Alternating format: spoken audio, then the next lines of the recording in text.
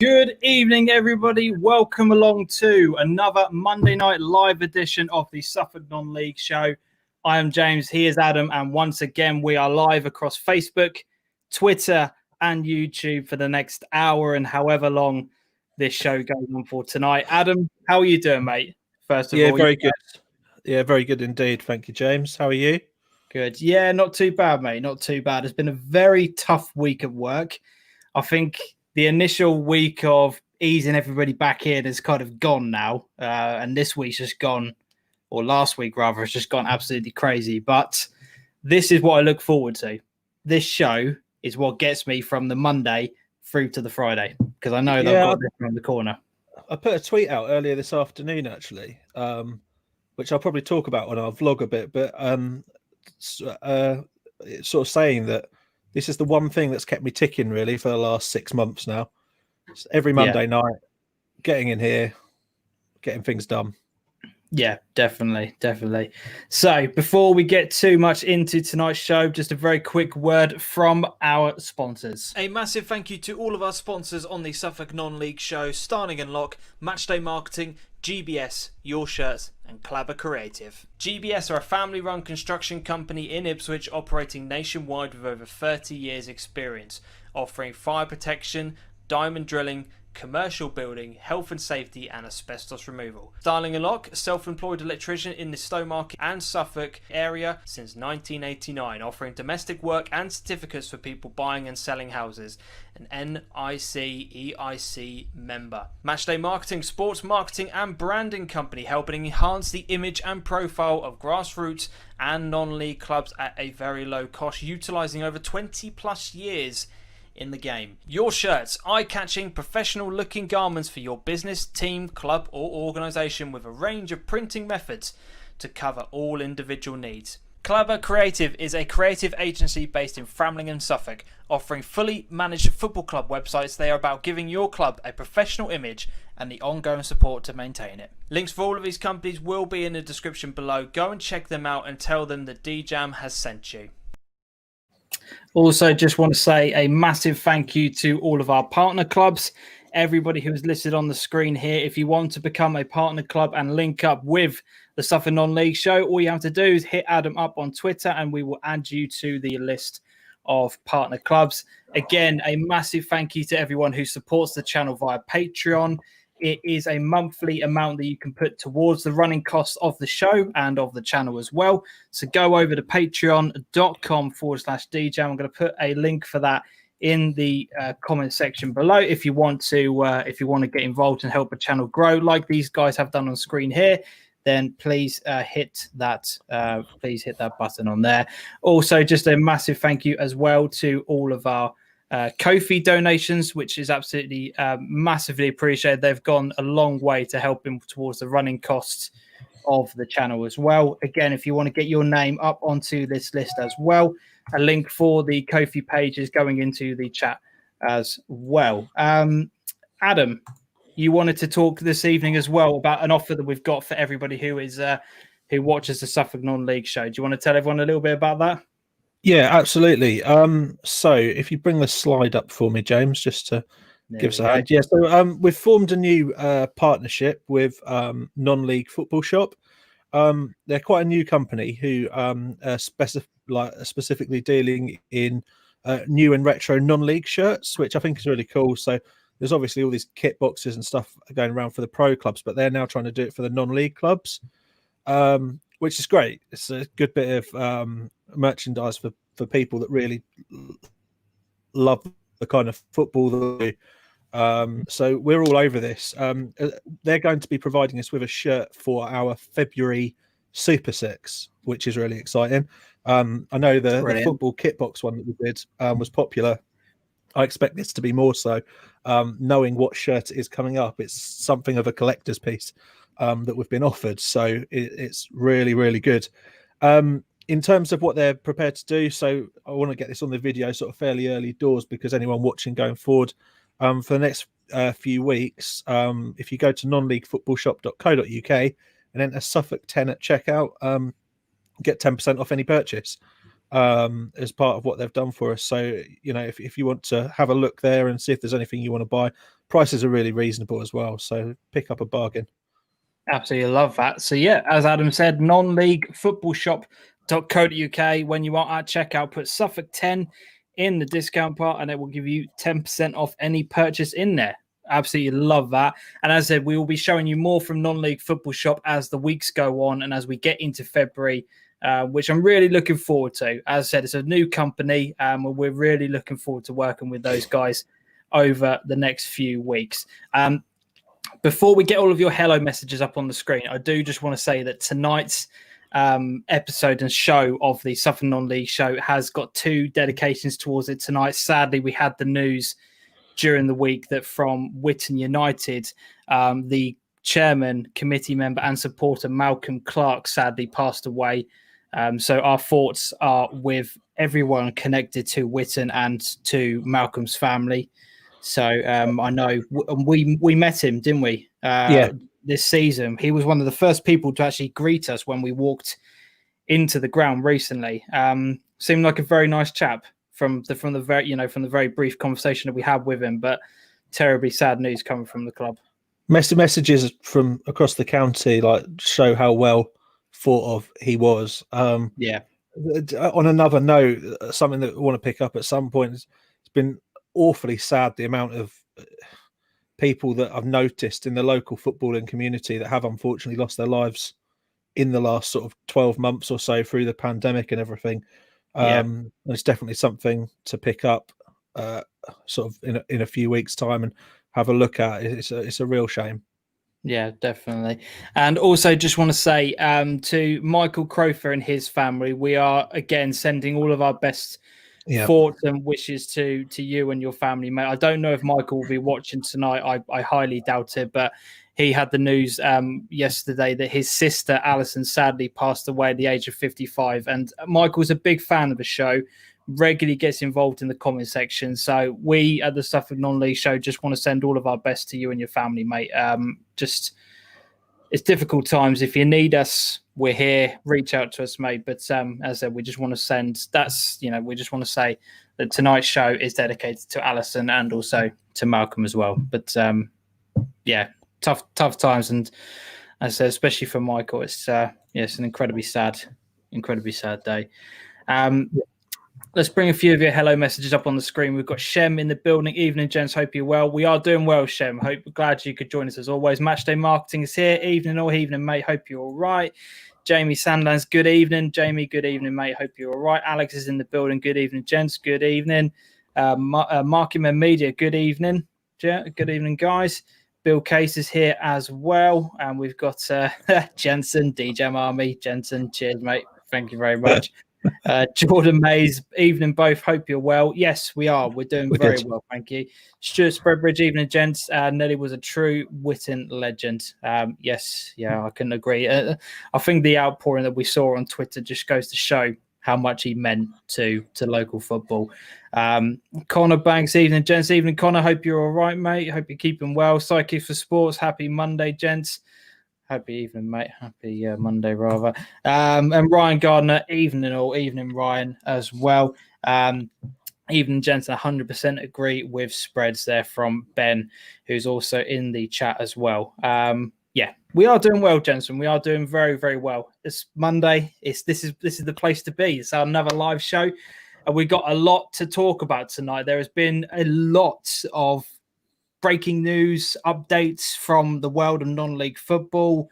We even had one before we went live, didn't we, Adam, where they were talking about the loans that are going out to the National League, or money that was put aside for National Leagues is actually loans, which rather than sort of like donations. All £11 of it. It's mental, isn't it? Absolutely mental. Absolutely infuriating me. I know it's step 1 and step 2 of non-league football, which we don't tend to cover a huge amount of on this show, but still, for those clubs to actually, to borrow that money, how can football clubs at non-league level be expected to borrow money at a time like this? It just seems a bit, just seems a bit morally wrong. You weren't happy before we went live, were you? No, not at all. It just seems like as Jensen says, obviously late on a Monday, we've got some more news. I don't understand. You think of how much that would sort of cost to pay back the sort of sums that are involved. Clubs have then got to commit to paying that back and think that's more money off their bottom line when things do get back to normal. It's almost like putting a gun to your head, isn't it, really? And sort of saying, do we just take this now to try and get through a few seasons' time and then struggle going forward? Like at that level, you've got to think that might mean that's a very good quality player that they can't sign for the next many years. And then what if that team drops down a league and isn't in step 2 anymore, is in step 3? Yeah. Do you know what I mean? Like, where does that money then no longer become sustainable to pay back? It's very, very silly. And for me, I did tweet it out. That £11 million is no longer a stimulus package. That is just a way of the Department of Culture for Media and Sport actually investing, because they'll get money back on interest. That £11 million is never going to be lent out. Definitely. Ben, hi lads, hope you're both well. There is nowhere I'd rather be on a Monday night. The question is, could you boys do it on a cold Tuesday night at Stoke? I have been to Stoke. Sadly, it was on a Saturday. Actually, it was probably one of the best games of football I've ever witnessed, to be honest. From a neutral perspective, it was a brilliant game. I won tickets, Adam, just very quickly before we jump into tonight's show. I won tickets years and years ago to see Stoke versus West Ham. It was they really picked a great game for you. No, that's the thing. You would think it was a rubbish game. It was 2-2, the most end-to-end game of football you've ever seen in your life. It was brilliant, utterly brilliant. Whether or not I could do it on a Tuesday night is another matter. However, we have been to Ipswich Wanderers on a Tuesday night when it was -3 degrees. So that right there is commitment. I'd rather do that than go to Stoke. Agreed. Although that was a cold night. That was tough. That will live long in the memory that night. That really was tough. Before we get too much into our topics, I think it's time that we introduced our guest for this evening, Adam. We've talked about him throughout the week, and I'm delighted to say that we can now bring Russell Clayton into the live stream. Russell, good evening, mate. How are you? Good evening. Better than those tennis players that are holed up in those hotel rooms at the minute, eh? They're not happy, are they? No, I don't know if they can practice their serving there. Probably not enough room. Playing off the walls, I reckon. Yeah. I suppose it depends how long. It depends how long the corridors are. That's the big question. If the corridors are quite long, I reckon you could get a decent serve on there. But Just imagine. So yeah, I thought I was getting cabin fever until I heard that story, and that made me feel a little bit better. So how are you finding sort of things at the moment? We'll get more into your job and stuff like that as the evening goes on. But how are you finding things from your side of football? Because we've talked to players, we've talked to managers, and obviously me and Adam have given our thoughts. What's it been like for you? It's just messing with your head the whole time, really. Like throughout this whole pandemic, it's just crazy. In covering it, you're planning for a game when we had games on. It seems a long time ago now, and then you never know if that game's going to be called off at the last minute and evening down. It's just situations changing all the time. Statements coming out, hearing about tiers, implications of it. There's been plenty to keep us on our toes, but you kind of just want football to carry on the way it normally did. It's even going to games feels like you're walking a bit of a tightrope, and how long's this going on for, and what is this going to mean? Because I suppose you're probably in a similar sort of thing to what me and before all of this was going on, when football was actually here, you kind of know more or less how your week and how your for us our live show is going to go. You'll have the results to talk about, which will take a big part of the show. The results and what's going on the pitch are a big factor for you.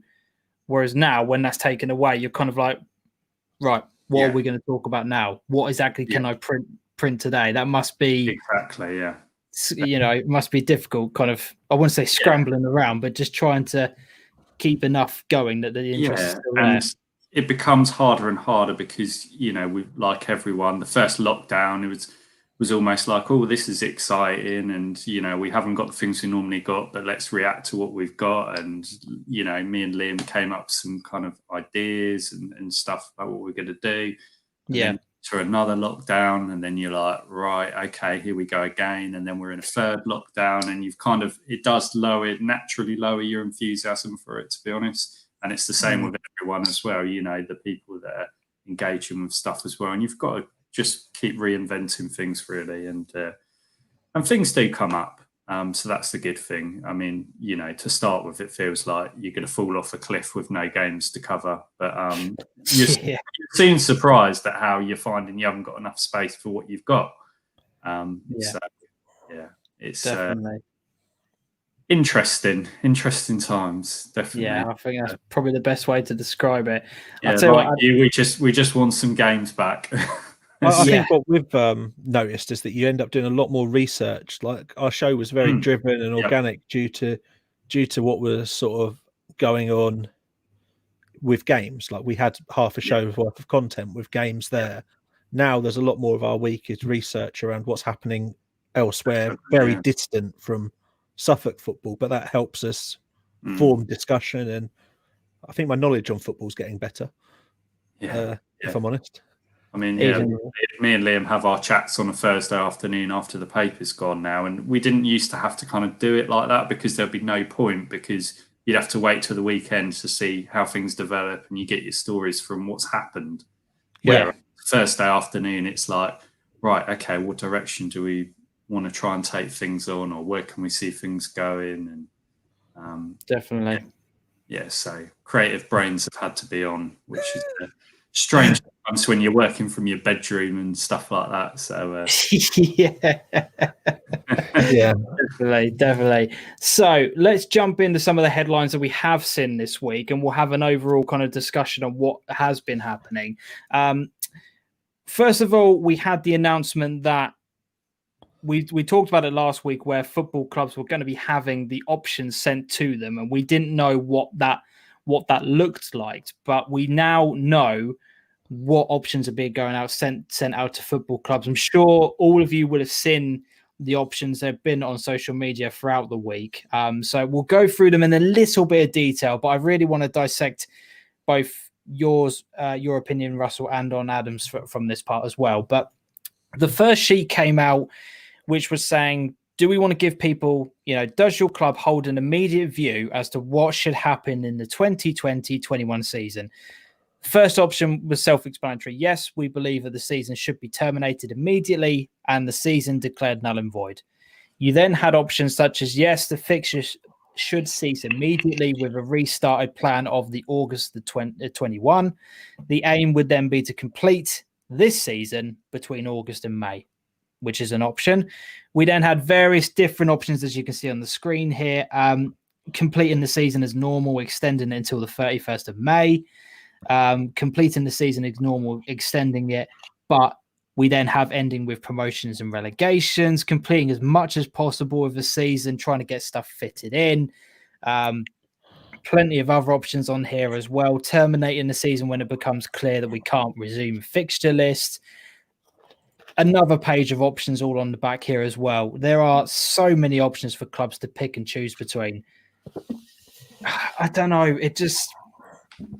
Where's the simple, transparent ABC? Do you know what I mean? I was when you're reading that out, I was just thinking, this is an absolute minefield. What do the FA expect to come back from this that can determine something? Really, it's heavily weighted to null and void, that question, because null and void is a termination. Then they've offered 17 answers, which all give, 17 is an estimate, but there's about 17 answers that all are roughly points per game. So very much, it's not going to take much in the way of like a concentration of votes in null and void to outweigh anything that anyone will vote elsewhere. I know that we said that last year's survey didn't give enough options, but surely this is a little bit overkill. Well, even the wording of this is it's a survey. So, like, technically, the FA would be saying you shouldn't be saying it's a vote because we're not asking people to vote. Although technically, that is true. That is true. So they're not even putting the power in the club's hands. They're actually, hello, Jason. They're actually saying, what is your views on it? But they're not giving any description on what we're going to do with those views. They could. That is a good point that I haven't thought of. Like, why are they surveying clubs when I suppose what you're saying there is that the FA could turn around in the end and just say, do you know what? Yeah, this is the one we're going with. Well, by doing this, they can say that they've consulted with clubs, because that's always the important thing, isn't it? Oh, we did do a consultation, with the local planning and stuff. It's always we did consult with the public. So, yeah. Well, I think off the back of that, we saw another partial statement that came out from Ollie Bayliss during the week, where he had a quote from the FA which said, should it not be possible to complete the 2020-21 Step 3 and Step 4 season in full or via mathematical calculation, there would be no promotion and relegation between Steps 2 and 3. Now, once you have that, can you then really allow promotions from the other leagues if you've told Step 2 and 3 that you're not allowed to drop in or out based on that? So it kind of sets a precedent, doesn't it? Where you've then got, right, well, the top part of non-league football don't have any promotions or relegations. So how can the rest? We are dealing with leagues, though, James, don't forget, which basically have 18 or 19 teams in them. They're barely at capacity, but the more teams that you put in them by promoting and not relegating or anything else, then the tougher next season is going to get. And I remain of the opinion next season will still be difficult. Yeah, I don't know what other people think to that are watching, but I still remain quite confident that next season will be tough. What do you think, Russell, from that? I think it's going to be tough if it is a null and void, because it's a second season. Like, there were some people, and hindsight's a wonderful thing, but there were some people back at the time saying, we've got to nearly 80% of this season, 1920. We need to pick up from where we've left off. And hindsight now shows us that would have been the best thing to do. But now people are trying to kind of like say about combining the two seasons and stuff. And when you've null and voided that first season, you can't really then just kind of pull it back out of the history. No, I don't think so. Hat, and then suddenly run with it. But my thought process is like developing week on week as we discuss this with different people. And to start with, I thought, that's quite a good idea. And the more you think about it, the more I'm completely with you on that. But the fact that none of this was thought about at that time is the bit that's quite disheartening, to be honest. And I know a decision was made quite quickly, and you could almost say that at the end of March, beginning of April, it was very difficult to see what was upcoming. I mean, everyone can remember the numerous promises that have come from the government saying that things will be back to normal by October, things will be back to normal by Christmas, and that keeps going on. Things might be back to normal by mid-February. We know now that probably isn't going to be the case, but it does make it a bit odd that we didn't have some sort of planning in place to say, well, hang on, if this happens again next season, surely we could utilize all of the effort from this season. I think there's a growing concern that all of this effort is just going to nothing. And how much longer will sponsors be prepared to put in quite a lot of money to clubs, especially when you think about shirt sponsorships and stuff like that, which are quite a lot of money because of what they're paying out for. Like, kit isn't cheap. They're not really getting their value for money. So is that going to be an attractive proposition for the next year or two? I'm not sure if it is, and that could put a lot of clubs in trouble. Definitely. It's about the whole integrity of the competition, really, isn't it? And I had an almighty argument with someone about that the other night. Yeah, I know. Yeah, I saw that actually. I thought you made a very valid point, but then it kind of just went off on a tangent, unfortunately. Yeah. Sorry, just to clarify, because I don't know what this is about. Who were you arguing with, Adam? Again, what were you doing? Oh, basically, someone compared this situation with what happened to football in World War II. When I said that football needs promotion and relegation, winners and losers for integrity of competition. Right. It doesn't mean that we should prioritize playing football now or sorting anything out. What it means is that we should find a way of finding winners and losers to keep that competition to have any solid standing, to keep voiding it off until we get to the point where we can play it all through within the confines of a standard season, late August to late April. I don't think that's the answer. I think we've got to go beyond the box to make the effort count for something. Do you know what? Like, if a club had played, I think this season is a bit pointless. Like, I agree with this comment on screen, but last season, say whatever club was top of the league went on and finished the season and got promoted, to their sponsors, that would mean quite a lot. There's worth there. There is value to the people that support that club. Yeah. And all of a sudden, you're making football quite unattractive because no one's moving anywhere or succeeding or getting that long-term limelight. To put it a bit bluntly, it sounds horrible, but it makes it all a bit Mickey Mouse. It's like at the top of the kind of tree, they're doing everything to finish seasons. They're finding ways to do it. They're playing through the summer if that needs to be. I know that you can't really make non-league players do that, but it just all does make it a bit Mickey Mouse, as I say, you know, that we've gone through all of this and then, we'll just scratch all that out now, you know, like. What's your opinion on the Euros then, Russell? Like, obviously they couldn't be played last summer, so they just put them back. You know, competition remains as is.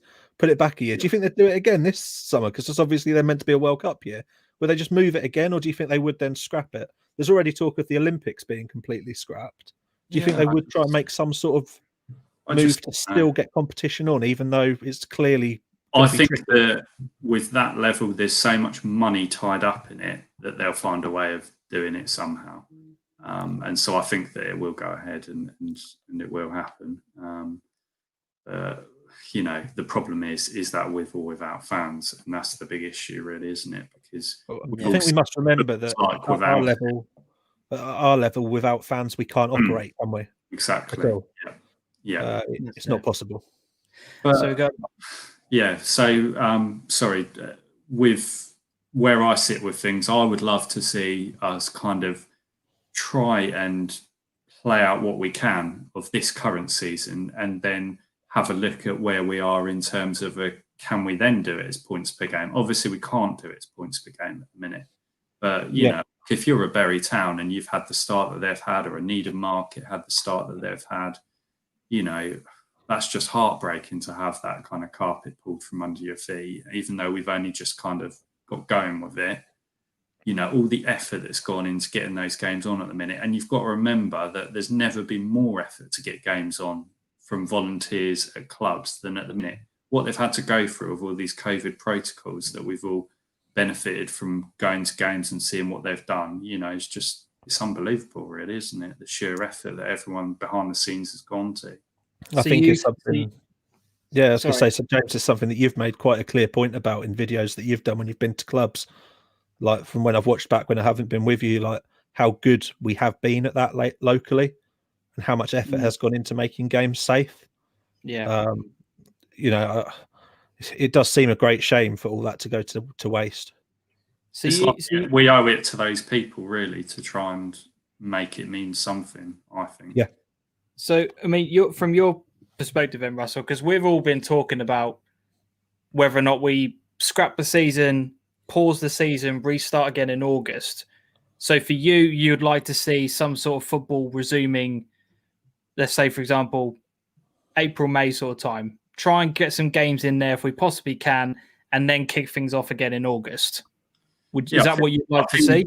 Yeah, the danger is that, like the mistake last season, the decision is made too early. They don't need to make a decision in the next week. I know there's a clamour for people to want that to happen because that's the culture we're in. But, you know, we don't know where we're going to be in 2 months. We don't know where we're going to be in 2 weeks with this pandemic. Just kind of wait for stuff and just leave it. And I mean, we had a situation with the cricket where the East Anglian Premier League, which sits above the Two Counties Championship, they benefited from waiting on their decision, whereas the Two Counties Championship went and made theirs because there was a clamour for wanting to know what to do. And then they called theirs off. And then the restrictions allowed things to kind of happen much better than they thought was going to be possible. And then the higher league ended up just going ahead and playing a regionalised season. so it was split in two. But then the other clubs in the other league had to organise their own friendlies for the rest of the summer.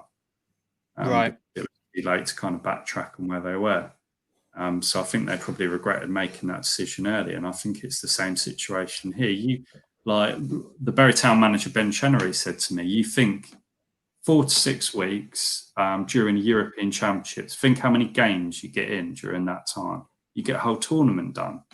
I'm not saying we're going to finish the season, but we could get to a stage where we've got something much more meaningful that clubs are happy to go with points per game on at the end of it. Yeah. I think Bourne Vale put something out today about that as an opinion, that if you play through summer, if it's safe to do so at that point, you could do 2 games a week at SIL level, they've said. Now, if people would want to play twice a week at SIL level is another matter. The commitment is different. And playing through summer does come with its own challenges, but it is an option. It hasn't been put on any form. And everyone seems to be worried that it's not going to be safe to play for such a long time. But if you look at the situation that we're in this pandemic before, when we were talking about, I don't know, October time, when games were going ahead left, right and centre, we're probably going to end up getting to a better position than that, because there's going to be so many people that will have been vaccinated that will be at these kind of games. True. We'll be in a better position, and so it will be safer than it was then. I just don't know when they're going to let us out of our cages, essentially, Russell. We don't know, and we're exactly. At least we're not on those hotel rooms, though. We can break up. This is it. Definitely. This is it. I think that like everyone's going loopy, aren't they? Being locked up at home. Let's be honest. Like, you can go out for as many local walks as you want. You're still going mad. We all are. We're going on the same routes and that every single day. Walking has become a staple of everyone's life. But I think that day when we are actually allowed to go back to normality is going to feel quite surreal. Like everyone's quite, and I think because we're in that cycle of this is all we can do, it's starting to become a little bit difficult to see beyond that. Yeah. And that might be sucking some of the positivity that people have got, or some of that, a phrase I heard yesterday is, remember that every day you're in it, you're a step closer to being out of it. Mm-hmm.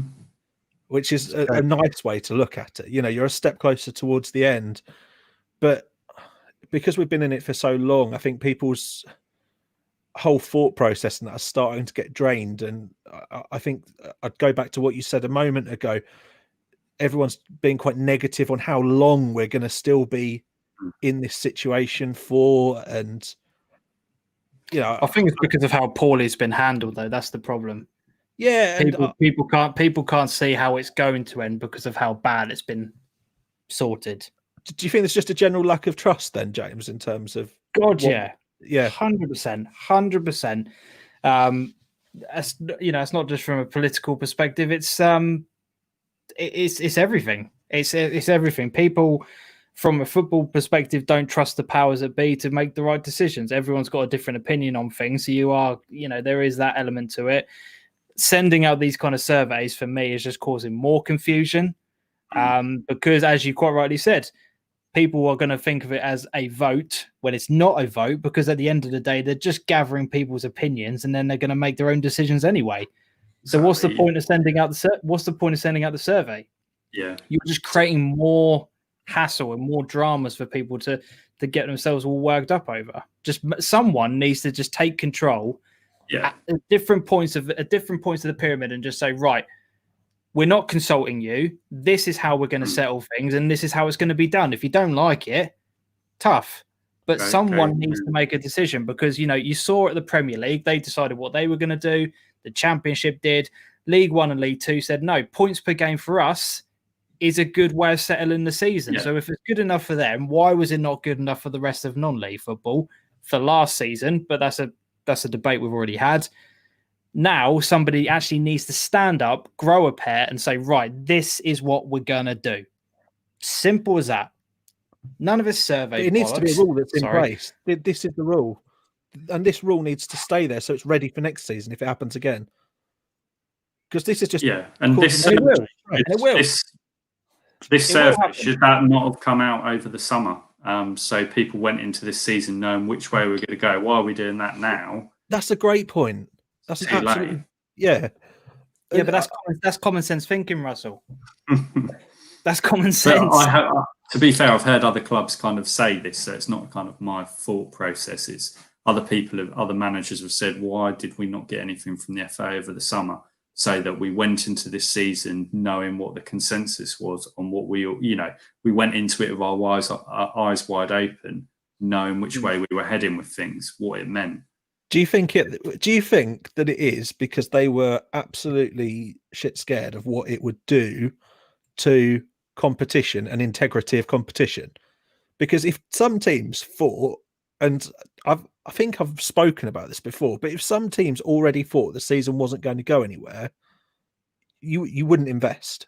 Yeah, that's true. You'd completely drain the team of anything that's going to cost you any money, and make it as you'd just make it tick over. And do you know what? Any team that made any steps to do that is absolutely laughing. Definitely. Right now, I just think for me, and I said it last week, and I'll say it again.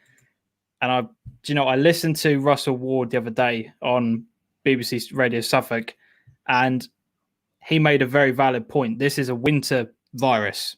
So whatever we're doing right now potentially could be here again at this same point next year, or this year rather. We have to have 2 doses of these vaccines in order for it to be effective and fully effective. So it's all well and good bringing out the first lot of vaccines and everyone giving themselves a round of applause and a pat on the back. Oh, well done, everyone. No, you don't get better by taking one antibiotic or one paracetamol. You have to keep doing it until your body is then sorted.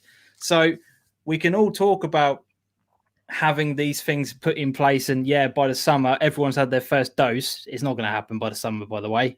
Just not. It's not going to happen. The second dose has to take effect.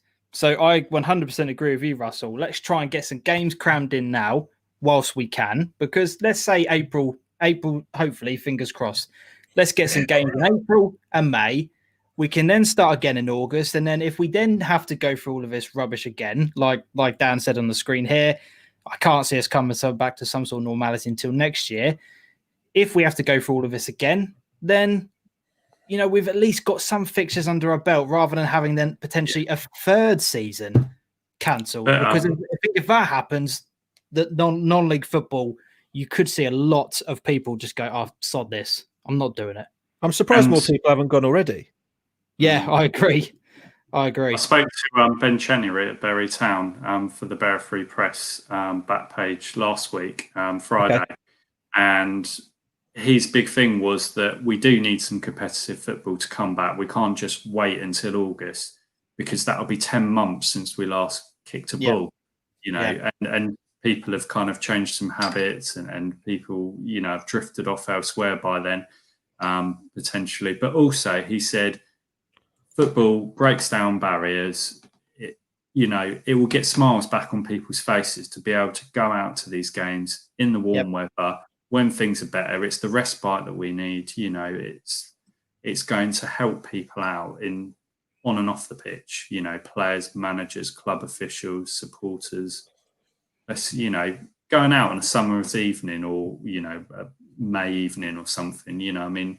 That's fantastic, with a local derby on or whatever it is. Let's do it.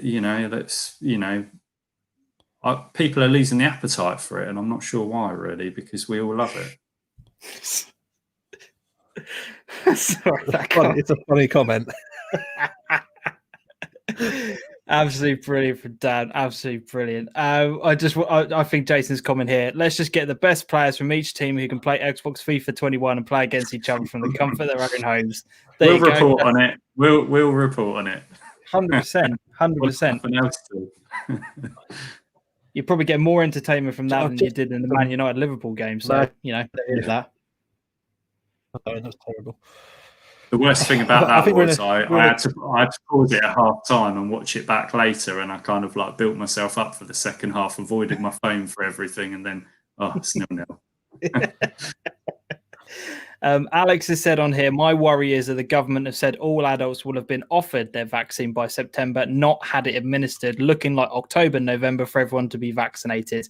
Absolutely not. Even beyond that, Alex. Yeah. You might get October, November, you might get your first dose. 28 days after the second dose is when you're fully covered. This you is ain't going to be doing what anything I've just until said. February. Then suddenly the 12 weeks in between, we're going to make it 24, or something like that. Well, do you know what? Like this 12-week rule in itself, like that could be extended, I guess. Like it isn't set in stone, but you've got to remember. Well, where's that even come from? I mean, it's meant to be. What was it? 3 weeks? Is it? I think it's 2. Yeah, and to make it 12, it's like, where on earth has that come from? But it's about bending the numbers. Because if they would have gone to 2 weeks, they couldn't have got the numbers of people vaccinated and said, we've vaccinated X amount of people. It would have been exactly 50% of the amount of people they've done. And without going massively into politics, this does genuinely affect football, because what will happen is that the more people they can get vaccinated, the easier they'll see lower levels of sport being able to come back. But say you get to May and they would have only done 50% of the figure. I think you still would have been a long way off. Yeah, so Psycho for Sports says people were worried about fixtures affecting holidays, etc., but how much travelling will be allowed? Absolutely, God knows, mate. I've forgotten about what a holiday is, to be honest. A holiday is the end of the road. Yeah, at the moment, it's a new place to walk. I was speaking to JB the other night, and I said, like, just imagine the next time you actually do go abroad and you get off a plane and that wall of heat hits you when you get off. Yeah. So that's a feeling I'm living for at the minute. Yeah, you're not wrong. Not wrong. We also saw a couple of other statements coming out during the week as well, which kind of ties into what we've been talking about. We have already seen, I know it's not Suffolk and it's not our local area, but we already have seen a step of football deciding that they are going to be finishing the season already. So one league has already, bitten the bullet and made the decision already. Talking about the null and void in the season, it will not be played until the end. Hopefully, we will be arranging 2 leagues, a North and a South, and the winners of each league will be playing in a Challenge Cup final, and the runners-up from each league will play in a Supplementary Cup final. If the league is allowed to be playing in March and April, we will implement this, but it is important that we get the COVID situation under control. So I found that really fascinating that we've already seen a league make that decision and go down the cup route that we've talked about several times on this show, haven't we? Outside the box to have competitive football. Yeah. I don't reckon it was that hard either to actually sort it out. Yeah. Do you think they've made that decision knowing that the season is going to be declared null and void, and they've just thought, right, well, before you tell us it's going to be, we're going to scrap our football and let's get something in place to at least get some positivity going and some sort of feel-good factor and something for their players and their league to look forward to? I guess at least they've got a plan. They've thought through things and they've put their thought process out there with it. But as I say, is it too early to make the call on it? But at least they've given a couple of options, haven't they, with how they do it? It's not just that's it, because that would be the worst thing. That's it. We're not doing anything till August, and then you end up having 2 or 3 months where you could have done something, and you're restricted to just friendlies or something. Would a summer of friendlies? I was waiting for my hoodie to come out, in the post, but it didn't arrive. Would a summer of friendlies be a bad idea? An extended summer, or would pitches not be able to take it? I mean, there's always been the argument about pitches. They've got a long while to be cared for. I was going to say they've had 6 months of nothing on them, so they should be fine. Like, would that be possible? Like, just working with whatever squad you've got available, whatever players want to play, it would raise a lot of money for clubs. Cheers, Jason. Cheers, Jason, for at least getting involved, mate. Unfortunately, he's got to go, but really appreciate getting involved in the chat, mate. Really appreciate it. Sorry, carry on, Adam. I think clubs should love the opportunity. I think fans are going to be absolutely desperate just to go out and socialise and watch something different. I know I will be desperate just to go and watch a game of football. Definitely. We've had going around that. sorry, without going around the house about the whole situation again, but I was working it out with Liam, and we were looking at like Bury Town's situation and having only played 4 games, which does really sound ridiculous, you know, at the stage that we're at of the year. And you look and you just think a full season, you know, it's absolutely impossible. But if you had an agreement to come to half the season, so you played everyone once, and it doesn't work in furlough number because some teams have played people twice already, so it's more complicated. But if you're looking at steps 3 and 4, it would work because they haven't done that yet. And you get to half the season, play everyone once. You only need 4 to 6 weeks to do that if you're playing like twice a week. And that's manageable, isn't it? And that's a better idea than just null and voiding it all. Yeah, but if you look at that survey, they're scared of putting any ideas that are even semi-exciting on them. You know, they've surveyed a range of ideas. There's a load of ideas on there. Yeah, there was they loads. Haven't actually put on the survey. What would you think if you combined last season and this season? They haven't put what if you did 50% games, just to see what the appetite is like. Yeah, I'm just cynical about the way that's been done, that it looks like a bit of a tick box exercise. Because I can't see what they can do with that information, the way it's been laid out. It just looks a nightmare. It'll be like a scene on The Office where all the forms come in and David Brent screws them up and just chucks them in the rubbish bin. Null and void. Null and void. They'll just run off and make their own decision in the boardroom. We asked them. We did ask them. So Skull United said something has to be in place for next season, so we all know where we stand from the get-go. Playing in the summer is a no-go due to cricket. Mini tournaments in April and May, if allowed. Shem's also put the same thing about the cross mixture of sports on there. Glenn's put how many players in their mid-30s will call it a day, and how many 16-year-olds waiting to play men's football will give up and do something else. That is a big concern on that part of it really is. And Philip has said on here, is it worth going back until players can use facilities at the game, i.e. the changing rooms, showers and a bar after the game? The football is all very good, but without the social side, which is so much a part and parcel of local football, without it, that can lose its appeal, as the banter pre-game and post-game is so important. It's a big factor, and it's a big factor for a lot of people, isn't it? We can talk about getting a game on or getting games on to fulfill a fixture list, but for some people, playing's only a small part of it, isn't it? Yeah, it's been, as you guys know, as I know, attending these games, it has been very different, hasn't it? You know, we can't hide away from there was a release on that this week. Right. On that sort of on the lines of what that comment was. I don't know what day it was. 15th of January it came out. So the FA League's committee has decided that league fixtures can't resume until the following criteria can be met. And that would be that all clubs can admit paying spectators to phase 2 levels, which is 30% of your grading. Right. And all clubs would be able to access secondary income streams, such as bar income. Right. I think that's pretty much where we were before everything shut down, though, really, to be fair, because everyone... Second lockdown, wasn't it? Yeah, everyone last summer had to go through phase 1, which was having a kind of trial to get so many fans in, and they weren't allowed to go above a number, were they? I can't remember if it's 15% or 20% and of the ground grading. And then after you'd done that, you could move to phase 2, which, you know, for a Bury Town was up to 400 fans. And so they got 400 every time that they played. So there was such demand for it. We wanted to go, didn't we, Adam? But we couldn't get tickets for nothing money. Yeah. And then with the Isthmian League and steps 3 and 4, so Needham Market as well, you're at a stage where clubs voted once that they couldn't have the bar takings and stuff not to play anyway. So I think we were pretty much at that point anyway. And there are other clubs saying, you know, if we can't sell any food or drink, then we're not going to be able to play.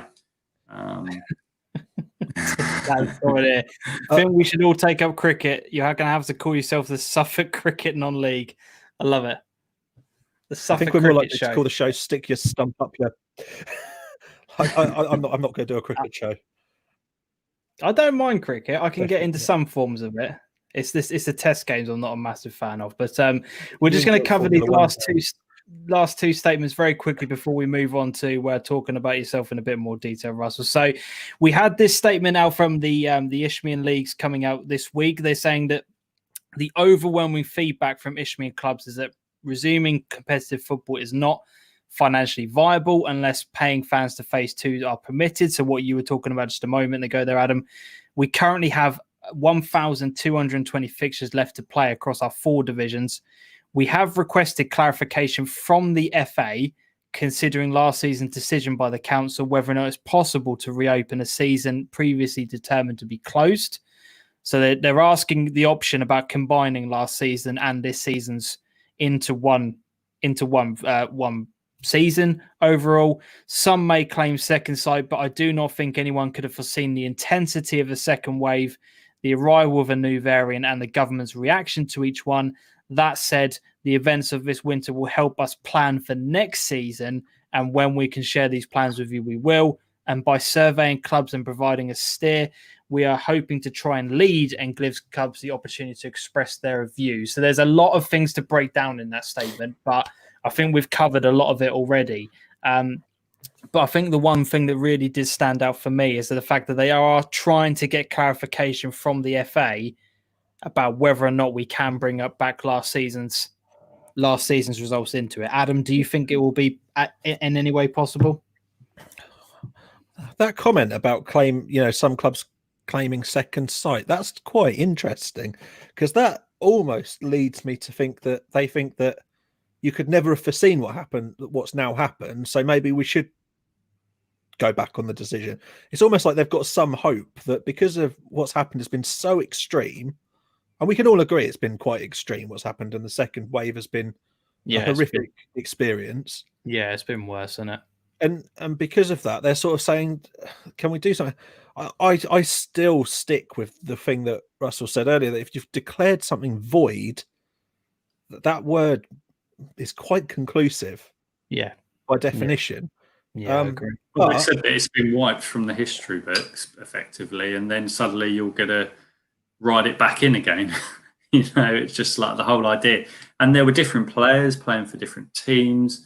There was even some leagues that actually had different teams in it because of the movement that was done to create the amount of teams in the league for this season. And you can see it becoming a bit of a meme. It's like Priti Patel searching for her police records all over again. It's going to be the people at the FA searching for last season's results to see if we can pull them back. Yeah, definitely. We also saw a project NonLeague starting up, which there is basically, to cut a long story short on this, there are a bunch of clubs that have gotten together which have put a proposal in place to implement points per game and to also try and make sure that the last 17 months have not been gone to a total waste. They want to have clubs promoted. There will be no relegations within this. What it then does is the crucial part in this statement is it says that it allows the FA to restructure the pyramid with the 1, 2, 4, 8, 16 platform, which is what the FA are trying to work their way towards. So this proposal is saying that the National League then has 24 clubs in it rather than 22. It then allows for promotions to go up through the leagues. There's a whole bunch of teams that have got in on this movement, and they've actually got a Twitter page all set up for this as well. Very interesting. That again, very similar to what we saw at the end of last season, where we had a whole bunch of teams getting together and putting off that letter and going down the legal route. It's now happening again, which is very interesting. I think it's sad that clubs are having to come up with these things. Like they're in leagues that have got people elected to make decisions, and it comes back to can't they just make the decisions? And that's the decision, let's go with it. But I know it's difficult because if you're in this position and this pandemic and, it's all unprecedented, and it is hard. But yeah, good on them for coming up with something, I'd say. Definitely. Let's move on then from this part of the show We've had enough discussions about null and void and what options to do. We think we've kind of, gone over that a lot in a lot of detail tonight. Russell, I want to kind of start talking about your journey into journalism. So, for you, where did it all begin? When did you kind of realize that this is what you wanted to do, and how did you get into it? Because I know a lot of people in our audience will be very keen and potentially will be very interested in this as a career path as well. So how did it start? Where how did you get into it? Well, some people kind of go through life not really knowing what they want to do, and which direction they're heading. Whereas I had a very different take with that, in that I just kind of always knew that I wanted to be a writer, and right. I ideally, like everyone, like a lot of other people, I wanted to be a footballer, but I knew that it was blatantly obvious that I wasn't going to be good enough to do that. But I was good at writing and English, and I kind of just had the idea about marrying the two together, really, and using my writing to write about football. So I'd end up getting paid to write about football. And so, this went well back. And I went through a middle school system with 3 schools. And at middle school, I started writing and selling with a couple of friends a football magazine that was kind of like a take on Match or Shoot, and sold it in the playground for, I think it was 50p at the time. Wow. And the head teacher wanted to encourage us to do that. So he said that because we was getting a friend's dad to print it at his work, and started off with a few copies and that, and then suddenly the demand went up a bit more. The head teacher said, "Oh, well, I'll do that for you to encourage you, I'll print it at school."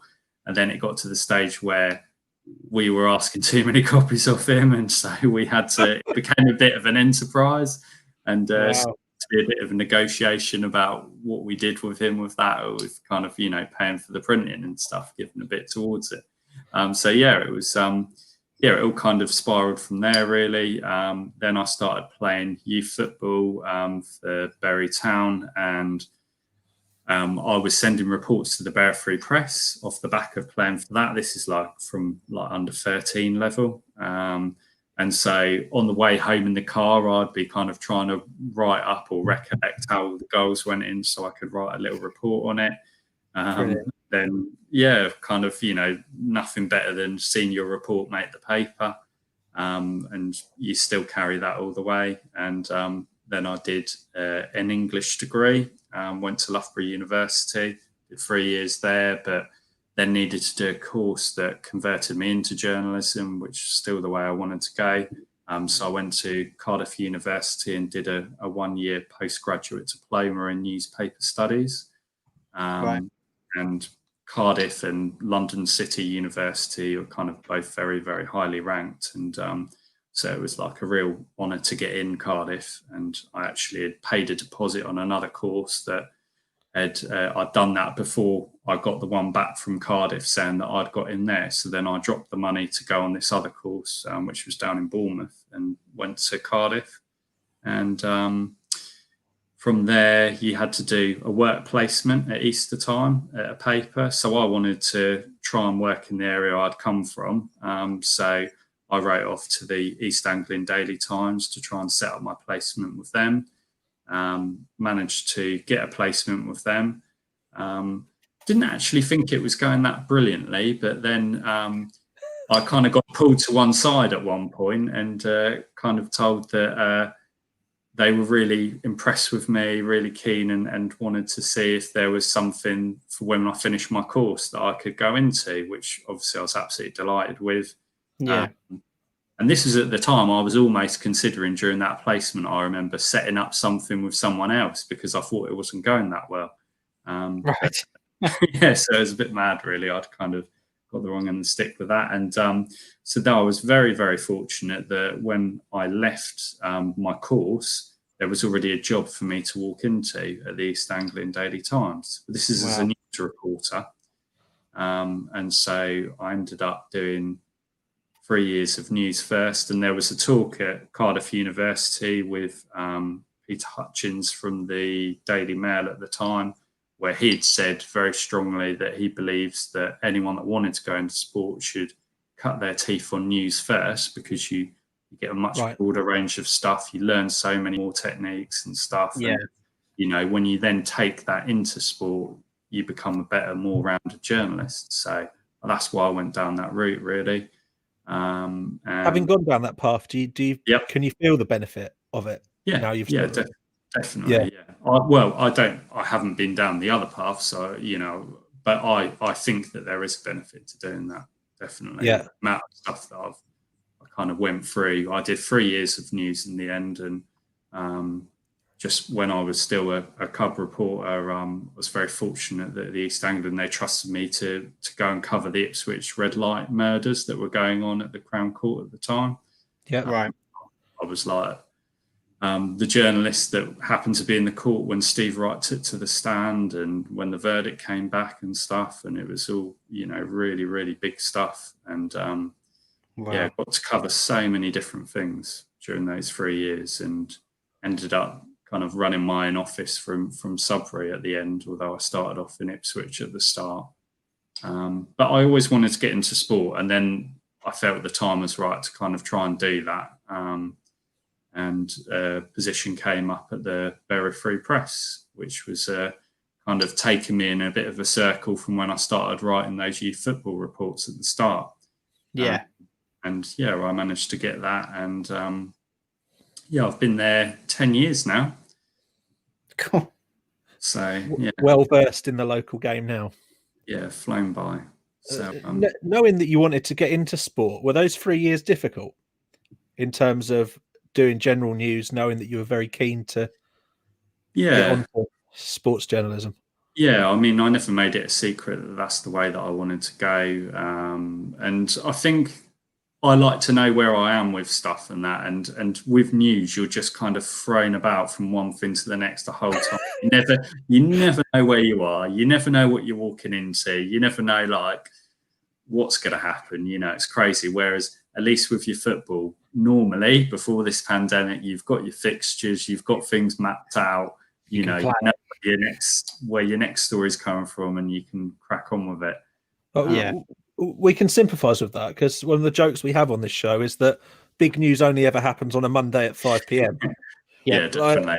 And it is interesting. Like, obviously, that this show is journalism in the loosest form of the word, I think. But in terms of like covering things, one of the difficulties that you have is that when something is dropped on you last minute as a story, how you cover it, because it's important, and it's that knowing that you can't leave it a week. Yeah, before you have to be current, don't you? You've got your plans, and then suddenly they kind of get shattered, really, don't they? Yeah. And this is like the whole thing with this tightrope I was talking about with COVID games. I mean, normally the weather's a tightrope anyway at this time of year. Yeah. You know that, like, and especially with Tuesday night games, because, you know, our papers come out on a Thursday. That means we have to send them to the printers on a Wednesday. And you're on a Monday and you've planned your paper and everything, and then you're on a Tuesday, and then it's the morning and you've got, say, 2 pages sorted for a game, and then suddenly you hear that game's off. You're just like,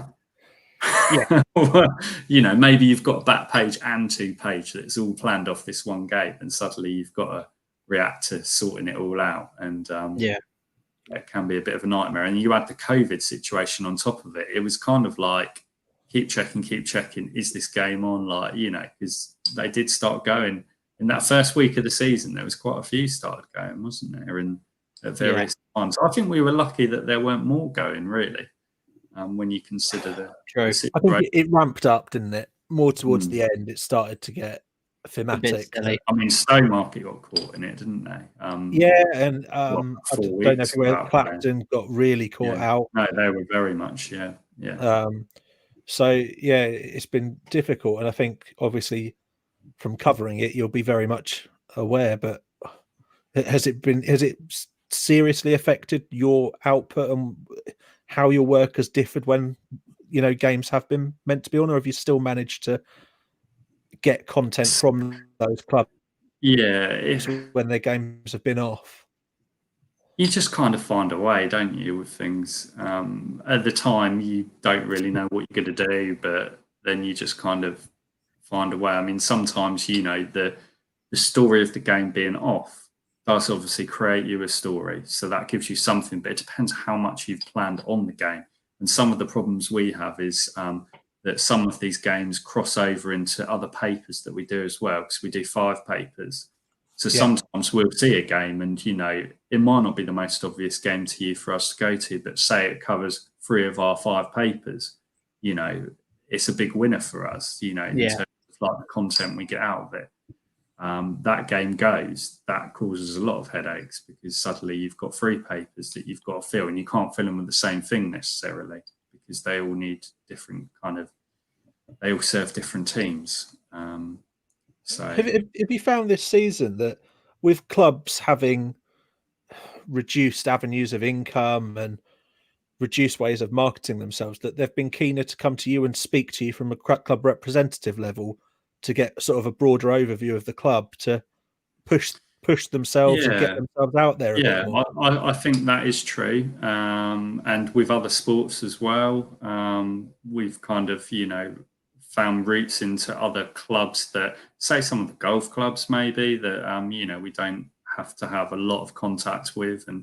And sometimes they're hard to get hold of people there, but then suddenly they do see that there is an opportunity for them to kind of, sell themselves. I had a very good relationship with, for the Suffolk Free Press with AFC Sudbury during this whole period. Can't really praise them enough for the way they handled everything with me. They knew that there was a need for me to have stories each week going forward, and there was a need for them to keep themselves in people's minds. So they kind of almost came together with me going, well, you can have this from us this week and this next week. And, we just had a good thing going for a while, that I knew where I was with everything with them. And I knew what the subject was going to be each week. If, there was things going on behind the scenes that we were able to kind of plan to get out there to people. So it was good. And that was really good experience of a club being very proactive with it. And, rather than phoning them up each week and going, oh, is there anything going on? They'd already thought about that and come up with a number of things. It was almost like a list was given to me, and it's like, which ones do you want to run when? Definitely. Good. So just to clarify, obviously going back, you said you've been in this job for 10 years, covering this on it. When you initially took the job, what was the actual job description? Were they asking you to cover a range of different sports? Was it mainly talking about Ipswich at the time? What was the main description that you were asked to cover? Because obviously now we know that you cover a lot of non-league football. Was that always in the mantra? It was a senior sports reporter job. It was covering all the sports that the papers cover, which is every sport really, but with a focus on non-league football. And when I first came in, I didn't know that I would have any involvement with the Ipswich Town side of things, but I was an Ipswich Town follower, a supporter that had been writing about the club previously and had run a fans website previously as well. And it was almost, I think, maybe like the second day that I was there, that the then sports editor, who was doing an Ipswich Town fans column, said, I want you to take this on from next week. And that, I found out, was always his kind of plan, really, when he kind of appointed me, that I would take for that. So, that was a bit of fun doing that, although it was a bad time, like now with Ipswich, to be doing it. It was a bit depressing at times, but I think it was 6 years doing that. And that was through kind of Paul Jewell kind of time and Mick McCarthy and, You're taking now though, wouldn't you? Yeah. No, I don't know. It'd run its course. It'd totally run its course, really, from both sides. It all feels a bit Mick McCarthy now, to be honest. It's Mick McCarthy. Tell me about it. We'll get your thoughts on Ipswich at the end of it. I just want to get a cut. Sorry, Adam. Did you want to jump in with something there? Yeah, one of the key differences that you get between local football and professional football is that you really don't get people in local football calling for the manager's head, and you don't get that level of fan aggression as such with results and stuff like that. It's a much more appreciative circle of sport at local level. Is that quite difficult to report on when fans do start turning, and is it difficult to stay balanced at that point when all you can hear in your ears is the loud hum from fans that they're not happy? Because we've seen that a lot recently, haven't we? Stuart Watson and co from the East Anglian Daily Times have been getting a lot of stick this week. Completely unnecessarily, in my opinion. Yeah, I do feel very sorry for those guys because, from the coverage I've seen that they've done, they've been asking those questions, but it's just levelled at them that they're not. And I know Stuart's kind of come out and replied to tweets with, "This is what I've said." Fair play to himself for defending, because definitely. Because if he stays silent on that would have just gathered momentum. Yeah, and I appreciate what Adam says about us being in a bit of a different position, because it's not really got that spotlight on it in the same way as up in the professional game. No. It makes it harder sometimes because you kind of you have to remember about having those relationships with the club and not just putting yourself in a bad position with that. But at the same time, you've got to remember that you're not just a PR tool for the clubs at the same time, and I think they need to respect that as well, that you are independent media. And we have had some issues with that in the past, but we do just say that we're there through everything, through the good, the bad, and we reflect all of it, and we'll be there through everything that goes on. Sometimes you won't like that, but we'll always try and be fair about it. We'll always come to you. We'll always ask you to, give your side of it. And if we've got a good relationship to you, obviously, that's only going to help the situation with it. And sometimes you end up kind of talking to these clubs because you know these people so well, as a you kind of help them feel their way through things, and you kind of have these off the record chats with them, and it all depends what kind of relationship you've got. And you're kind of like, well, if we kind of put something like that, is that not better for you as a club with the way it reflects on you? And, you can have these open and honest conversations, and up in the professional ranks, that kind of thing is not going on anymore. Yeah. Which, shame. You haven't got that intimacy, I guess, is the key word. I suppose your challenge changes, though, because at a non-league level, you're covering many, many more clubs. Yes. But Suffolk has got a lot of clubs in it, each with a lot of teams. Yeah. And staying as close as you may like to with those clubs, is that a challenge? Yeah, I mean, we don't really want people levelling on us that, we're biased towards this club. Correct. Yeah. That does happen. And it's quite funny. Doesn't it just, Adam? Exactly, yeah. It's quite funny that we'll go to one club and they'll say, oh, you only ever kind of go to this club. And then you'll go to that club and then they'll say the same thing about the other club. Yeah. So, you can never please everyone. But as long as you're happy that, and we have to kind of look at each paper that we cover in isolation and look at which is the biggest club that's getting the biggest draw and the biggest story for that paper. And there's a number of things to weigh up. But let's bring a couple of questions that we've had in on the comment section up on the screen here. So Shem has asked, what is the best game that you've reported on? And Ben has asked, what has been the most memorable sports story you've covered? So if we start off with Shem's, what's the best game you've reported on? Okay. So I was going to look up this game in case this question came up before we went on air, but I actually didn't get round to it. So I can't tell you off the top of my head the exact score, but perhaps you could all go and look it up because it was absolutely unbelievable.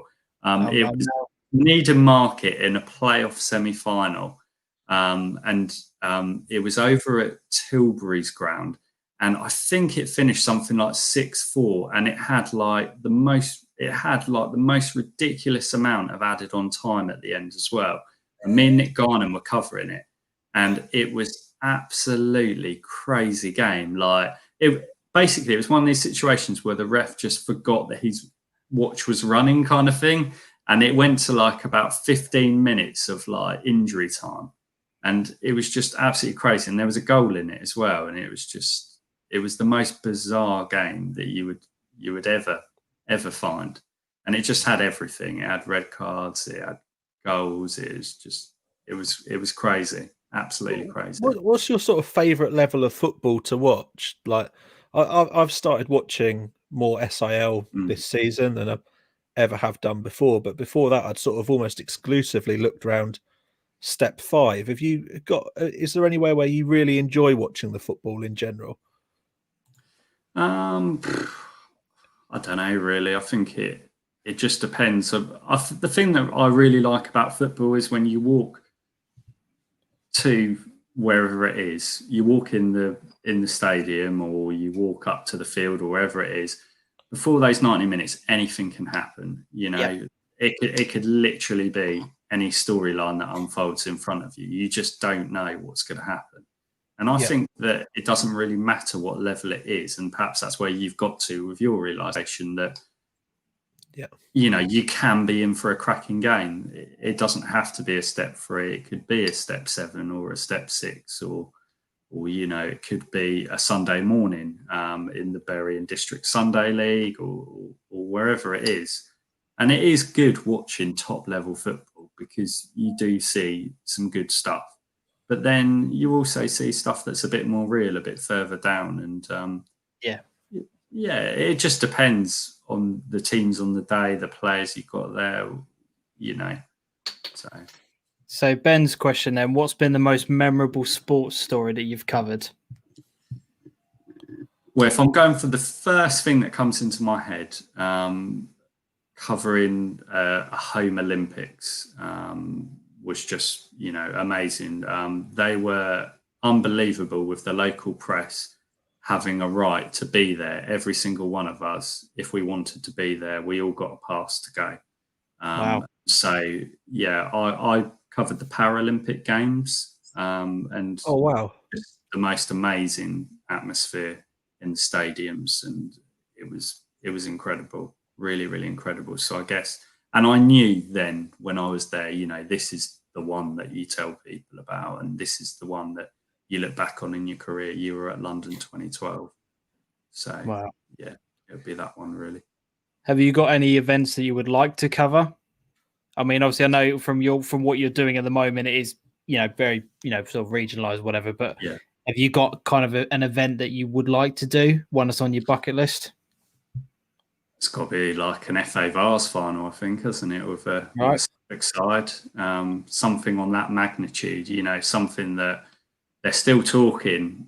Because we did the Dis Express, they're still talking about Dis Town in the FA Vars, and I'd done a series looking back on AFC Sudbury and their FA Vars finals. I did that during the lockdown because I thought that would cheer people up a bit, even though the results didn't go their way in the end. You know, like people did really seem to get a lot out of reading about that. I really enjoyed getting involved in it. And when I was writing about all of them, I was just like, wish I was there covering that. You know, it would have been unbelievable going through those runs with that team. It sounded incredible. So as you get older, like going all the way with one of those clubs, all the way to the final, and seeing it through with them, I think would be phenomenal. As you get older, I think you start to appreciate how incredible it would be just to go to Wembley with your local club. Like if I was a kid again, I wouldn't appreciate that. I certainly didn't appreciate Ipswich getting to Wembley in the playoff finals. I was at that one as well, and that's the only time I've been with Ipswich, obviously. And that even the current Wembley, was it? But it was the last game at the other one, and that was absolutely amazing. And I have since been to Wembley and covered a game. Was very fortunate. I went and covered Ed Upson in a playoff final for Yeovil Town This is Right. Barry Steadman's boy, and Was that the one where they got promoted? yes. I was there as well. Were you? Yeah. I was at the Oval. Yeah. So that was like my moment going and covering a game as a journalist at Wembley, and it was fantastic. And then I was waiting to interview Ed after the game, and he got pulled for drugs testing. And because I think it was quite a warm day, and just because of running about all the time, like, you know, you get to that stage where you just can't do a wee at the end. And so I had to wait for absolutely ages. I'm sure he won't mind me saying that either, because we. That's brilliant. You know, I had to wait a long time for that interview, but it was a great day out. That was. That was an unbelievable day. I've got a bit of a soft spot for Yeovil. It's a long story, but I went down with a couple of family members and went along to that game. That was an unbelievable day. Unbelievable. For them to be in the championship was just fairy tale, wasn't it? Yeah, crazy story. Crazy. What's it like being in that media suite at Wembley? Because amazing. It's a pretty special place, isn't it? Yes, absolutely amazing. The best one, that was like unbelievable, but the best one that I've actually done was I went to the Emirates to cover Ipswich Town in the League Cup. Yeah, and that's been spoken about a lot recently because it was an anniversary last week. Yeah, I've done their stadium tour, so I've been into the media suites and the tunnels and where they interview the players. It's mental, in it. The level, the contrast is just It's like a lecture theatre where they have the press conferences. Yes, it really is. It's like your own private mini theatre, isn't it? It's brilliant. Yeah. James couldn't understand a stadium that wasn't made out of Delia Smith cookbooks. He just couldn't get over it. I'll behave yourself. Behave yourself. Alex has got the question in saying, any advice on anyone starting out reporting on football/sport? Just get out there and do some games. Like, just put yourself forward. People have done it with me. You know, don't be worried about kind of going to your local paper, just saying, I'm really keen to cover some games. Can I do some for you? And then, you know, like, we can kind of give you some advice and stuff, and you can learn as you go along. It's just kind of that initial push, really, to push yourself to do something. So say for example, yourself doing that, and it will go from there. You never know what will come up. So if I say, for example, if I went along to a game this weekend and I wrote a report on it, could I then send it in to you guys and say, look, this is what I've written. Feel free to use it or don't. Whatever the case may be. Can definitely. that is that kind of thing? Is that what can be done? I don't know how these things definitely work. So at our level, definitely. I mean, you know, clubs are run by volunteers, and there's not a lot of clubs that we kind of get reports from nowadays. Right. And so anything is appreciated. Right. Definitely. And even if it's just kind of sending it in, wanting some advice on what does this look like, you know, how would you change this?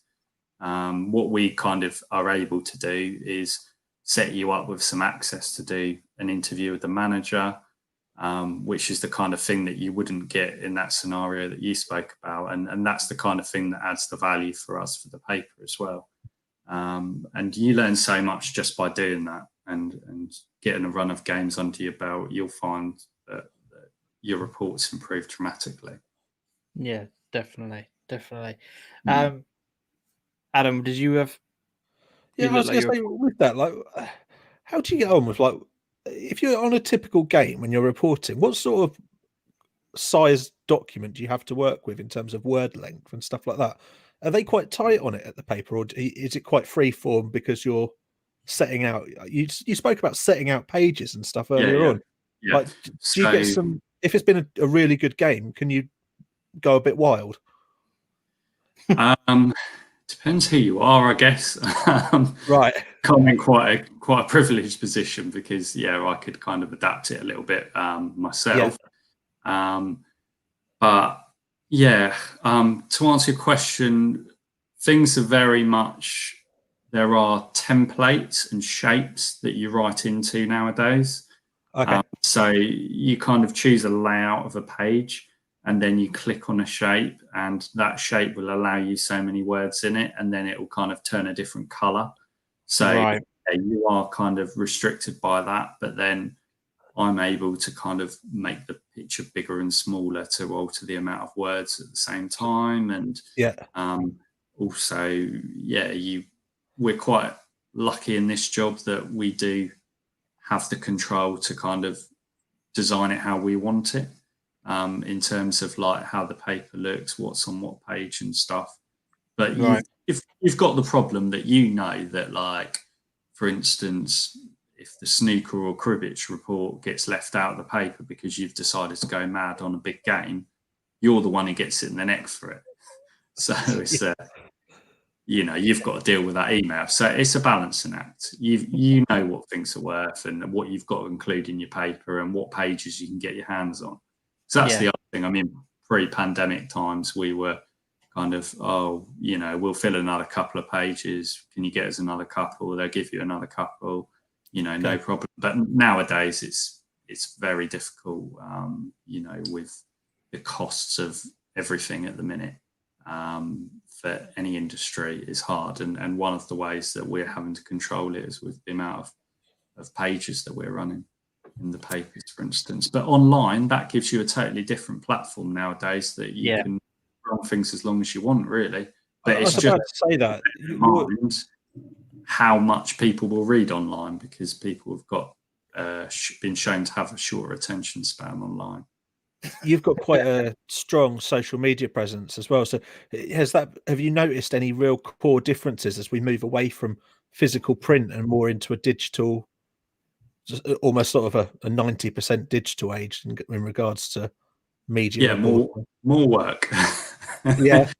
You're kind of because I wasn't from the age of journalism where you were going to a game, you were writing down a few notes in a notepad, you were going and having a pint at half time, and you might miss the start of the second half. You'd ask someone what had happened. Now you're doing more than ever at a game. It's absolutely phenomenal what you're doing at the game. You're tweeting everything that goes on. You're kind of sourcing pictures and putting them through the system ready for your full-time report. You've got your full-time report open and you're writing that as you go along.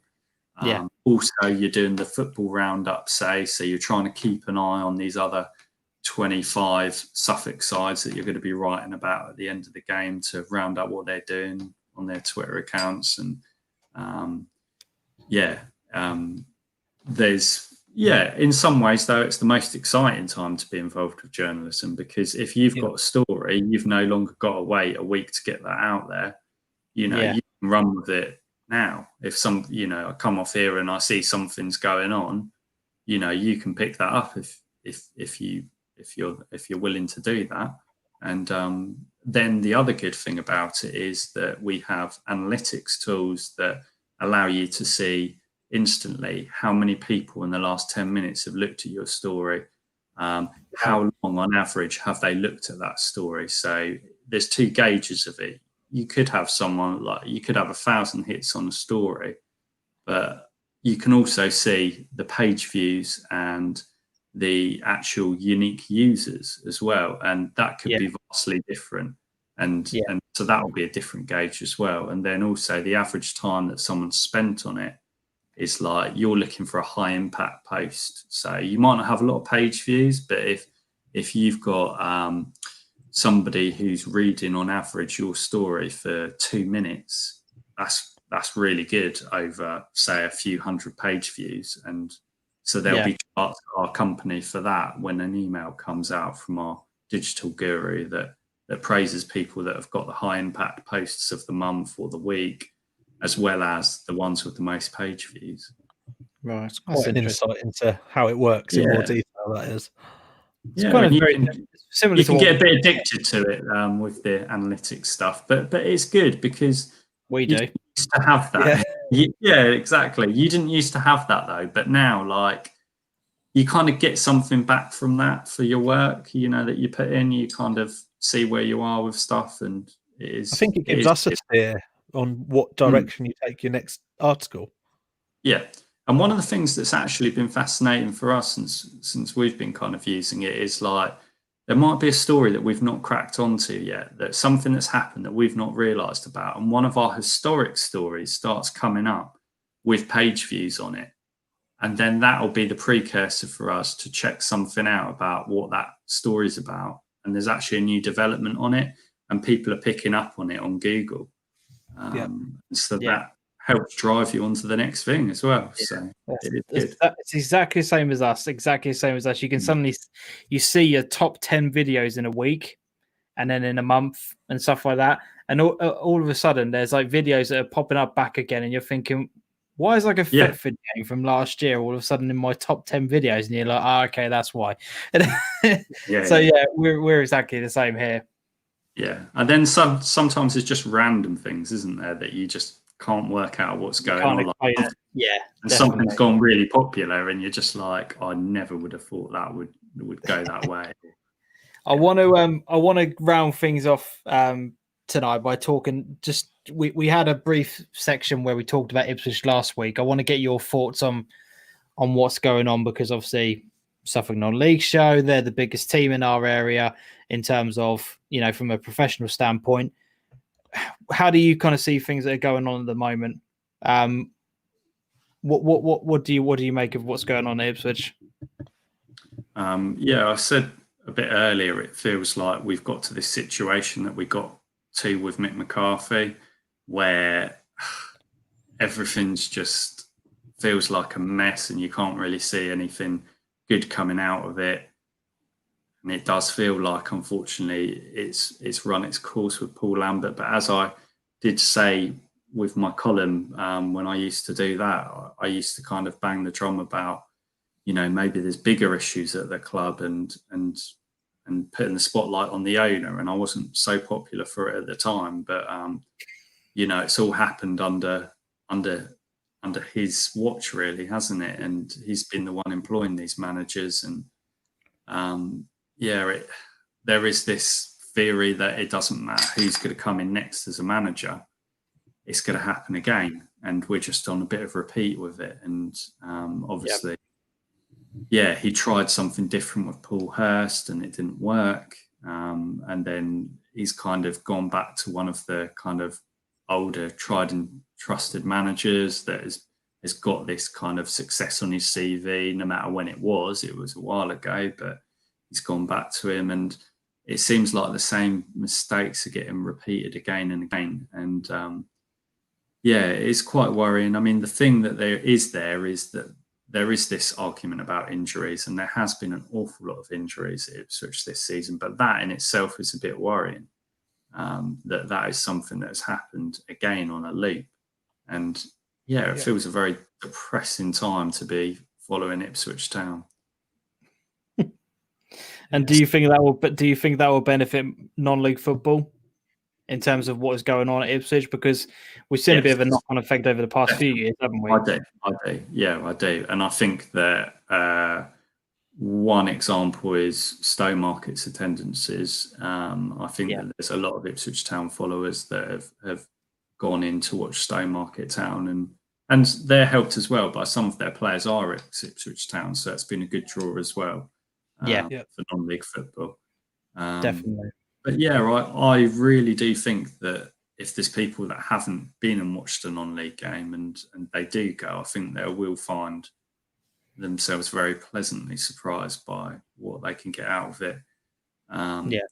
Suffolk's an interesting place, because whilst Ipswich do badly, the triangle of Needham, Stowe and Bury are all on the up. Yes, that's right. And those are all clubs that are well in the catchment of Ipswich. And something that was really kind of noticeable for me covering it, the paper, was with the Bury Town situation. When they came back in this season, there was such a massive appetite for that club, and it was such a good feel-good factor around the club. And I spoke to Ben Chenery, the manager, and Russell Ward, the chairman, about it, and there was just this vibe about Bury Town. It was crazy, and like you said, you just couldn't get a ticket for their games because there was such crazy demand for it. And if this season does get null and voided, it'll be a great shame for a club like them. And Needham are very similar in that as well. And right from pre-season when I was watching them, some of the stuff that team were doing was crazy. It was really good, and they continued that into the season, and they looked to be on for a really good season. And I'm excited to clubs around us that are doing well. I'm excited to be able to get out and see Bury when things do get back to normal. They've put a tremendous amount of work into the ground. I can't get over how enthusiastic Russell is for everything. They're like really pushing everything. Yeah, and I think Alan Lee's had really the performances are matching as well. Impact there as well. Sometimes he's kind of more in the background, and people aren't talking about him so much, but he's definitely had a big steer on where Bury Town's heading at the minute. He's been going about it quietly. He did a piece with me about, it was kind of like a 5-point plan, but he didn't really like it being called that. But it wasn't one get promotion or anything. It was building the club up from the bottom upwards, and I think that's really starting to take shape at Bury now. So it's good to see. Definitely. I hope I've not talked too much about Bury Town, or I'm going to get ribbed about it. No, definitely not.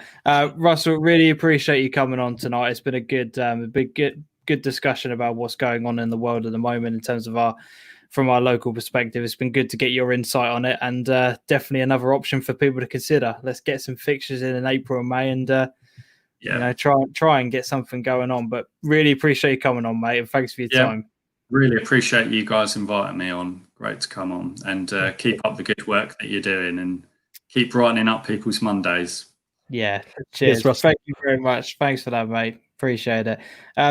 Adam, let's bring today's show to a close by talking about the Super Six, and then we will round things off. So, talk me through this week's action. Let's bring up the week's totals for everybody up on the screen here.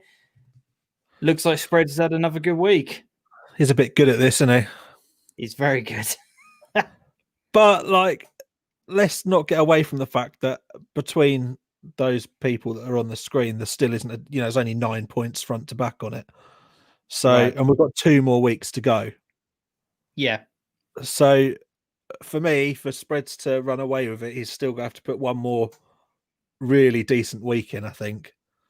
I think Dan Barnard is just off the chart with 16 before there's a few people on 15 points. Yeah. So there is a lot of room for movement on it. There's only one bottle of JD, but keep going. I mean, I did see the tweet go out from Dean Cooper on Saturday, so I know he's well invested in making sure he gets the best possible result. So good bit of competition on it. But another good week of results, Bill. So you can see from that chart, the people in week 3, the scores in there. Not long ago we were saying 4 was a good score. Yeah. People have upped the ante now that there's no non-league football to predict on. And the alcohol's involved? Well, yeah, there is that. Let's bring up the overall league table then. So Spreads obviously clearly leading the way still at the top, followed by Alex and Jordan and Tommy there. Who's been the big movers up or down? You've been the big mover down, James, because you didn't enter. I wanted to question that, because I definitely did enter that. Your name is definitely not on my spreadsheet. Okay, the debate continues. The conspiracy continues. So Tommy's obviously dropped down to the lowest I've actually seen him. Yeah. In 4th place. Had a bit of a weak thing, but technically he's joint 3rd, so he'll probably slaughter me for that one anyway. But to be honest, the top stayed fairly consistent. Everyone scored fairly consistently. There hasn't been too much movement. The middle of the pack has had a bit of a shake-up. Jamie's managed to hold himself there with another half-decent score. He was who we spoke about last week as being the big mover. Dan, you did do well this week, which has shifted you up to 22nd. But was there a Super 6 last week? You entered Irv, I think. You haven't quite made the chart yet, mate. So I like non-league better. Yeah, I mean that's an interesting outlook on it, to be honest. I think I'm back to averaging 5 or 6 a week myself, and I think people are now really reaching 7s fairly consistently. Like a good week for me used to be 5 or 6, and people are now doing 7s, 8s, 9s, and we're getting 10s every week now. So people have shifted it up a gear all of a sudden. But yeah, it's looking quite good. I think Spreads is starting to look like he's got a few yards on some people now. Yeah, definitely. So here are the fixtures for this week's Super Six. Then bringing them up on the screen now. I'm just going to post the link if you want to get involved, get your entries in early. Rather, the link has now been posted to Facebook, YouTube, and Twitter. So we've got Barnsley versus Norwich in the FA Cup. We've got Ipswich versus Peterborough, a massive game in League One. Cambridge versus Bradford City. Morecambe versus Colchester, Southend versus Mansfield, and Dagenham Redbridge versus Kings Lynn in the National League. What are you saying about Ipswich, Adam? Not a chance against Peterborough. Really? Not a chance? Peterborough absolutely battered Dons this weekend, didn't they? MK Dons have got like the highest percentage possession and the highest penalty area entries in the whole of League One, and they beat them 3-0. Ipswich, I think, have like one of the highest possessions but lowest penalty area entries in the league. They are going to get hammered. Wow. Peterborough are too clinical. There you go. So if you want to get involved in the Super Six, as I said, the survey has been put into the chat. Let us know your predictions in there. What are you saying there? What's your score going to be for Ipswich Peterborough? What are you going to put? 3-0 Peterborough. We only scraped 1-0 past Burton, for goodness sake. Like, let's not pretend we're good. I'll tell you what, let me cover this from Ben, because Ben's put on here, what were your Kieran Dyer comments you were going to discuss? I missed it. Yes, I put a tweet out, which I very quickly deleted, saying that he has played an absolute blinder this week. Did you see his comments on the radio? Absolutely. Coming out and... What a backhanded swipe at Lambert that was. 100%. He came out this week, for those of you who don't know, and basically said, I'm an Ipswich boy through and through. I would never manage Norwich. If an opportunity ever came up, not interested. I'm not doing it. All of a sudden, what happens? Every Ipswich fan, oh, I love the passion. Love it. That's my boy. Get that man as our manager. Get that man as our manager. He has played you all like fools. You absolutely fell for it. Hook, line, and sinker, and he's reeling you all in. You're all on the Lambert out bandwagon, which 100% I get behind, because the bloke's a clown. He's absolutely lost it. Absolutely lost the plot. But the loving for Kieran Dyer now has just gone through the roof.